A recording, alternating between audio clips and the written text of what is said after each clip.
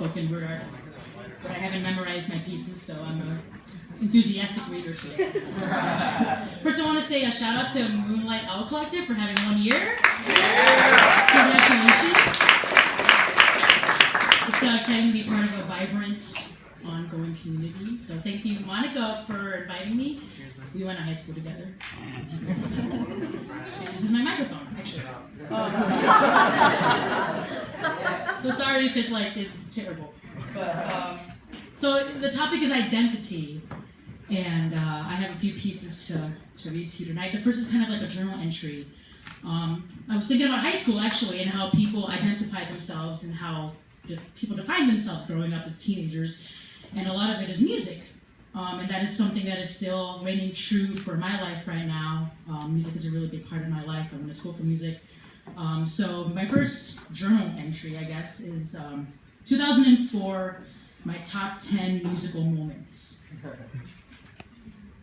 Number 10, December 5th, Wilco's 7-day residency at the Riviera Theater, celebrating their 20th anniversary. It's my ninth time seeing Wilco. They have big shoes to fill for 16-year-old Corrine. Glenn Coach can still beat a drum like he's leading all of Uptown to war. And Jeff Tweedy is still Romeo, weathered and still trembling, resurrecting hope that maybe love is still real. Number 9, September 12 to 14, Riot Fest, Humboldt Park. It's a muddy, poorly laid out punk fest that didn't serve Revolution beer. You're called Riot Fest, you're in Chicago, and you don't serve Revolution beer. I watch all of my high school heroes in the rainy park drinking shit beer, wondering when I became 10 years older than all the kids in the pit. A thought occurs to me, maybe now I'm the creepy old person wearing flannels like they didn't work tour. I keep drinking. Number 8, April 16th, the National Chicago Theater. It's my third time seeing them in 2014. Matt is wine drunk, jumping into the crowd, too old to catch him. I'm suddenly aware of how close I am to 30. I keep drinking. Number 7, September 20th, Johnny Greenwood and the Wordless Orchestra performed There Will Be Blood live at the United Palace Theater, New York City. I mean, that was pretty awesome. Number 6, May 29th, St. Vincent at Primavera Sound, Barcelona. Actually, it's Warpaint opening up for St. Vincent, opening up for Queens of the Stone Age, opening for Arcade Fire. But Annie Clark steals the whole show. I am surrounded by Spaniards who don't know the words but dance anyway.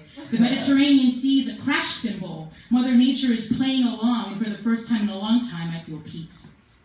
Number 5, December 13th. Spruce Springsteen, East Garfield Park. It's a delightful, mostly transgender Bruce Springsteen cover band, and everyone is radiant.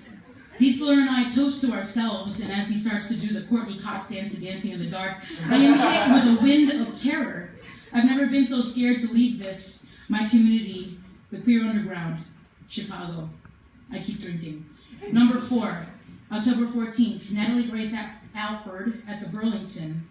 Specifically, Natalie Grace Alford performing a cover of Mariah Carey's Fantasy, using only her mouth in a bucket, a drumstick, and a loop pedal. I am enamored by her anti-charisma. We take shots of Maker's Mark after the show because she's a classy bitch. Number 3, August 26th, Arcade Fire at the United Center. Even though we missed the opening band Devo because of the jukebox and flatbread, respectively, I am still super excited to see one of my favorite bands. Tears rolling down my eyes, I throw my hands up in the air during the chorus of Wake Up, screaming to the heavens as God herself travels through my body. I am being carried by clouds to my ever-temporary baptism. And then I got the set list. Number 2, November 24th, Oxford in Jericho Tavern. I made the 2-hour pilgrimage to Oxford from London to stand on the stage where Radiohead had their very first performance ever. That's fucking dedication right there. Before I get to number 1, there are some honorable mentions. Mo, who spells her name with a slash against the O, so it's Mo. At the Paradise Rock Club in Boston, where I'm moving in September. Cut copy at the Vic Theater, sorry it was too fucked up for that show. Tony Allen at the Village Underground in the trendy part of London, I got the set list for that too. And number 1, November 24th in Kingley Street in Soho, London. Mary Kate and I visit a blues bar and of course make friends with the only Americans in the joint. We join them along with a Scot, an Irishman, an Englishman and a half Parisian boy drinking pints of Belgian lager while discussing house music, Detroit house music to be exact. We decided to go dancing at what turned out to be a gay bathhouse. On the way there, we all break out in a song. It's Oasis Wonderwall. Screaming the words "ish" down the empty downtown London street.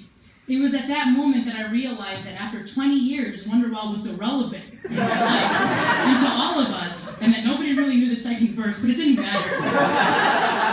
Gallagher wrote that for us, for that moment in November, the coalescing of 8 strangers for that one night. It was the most genuine moment of 2014.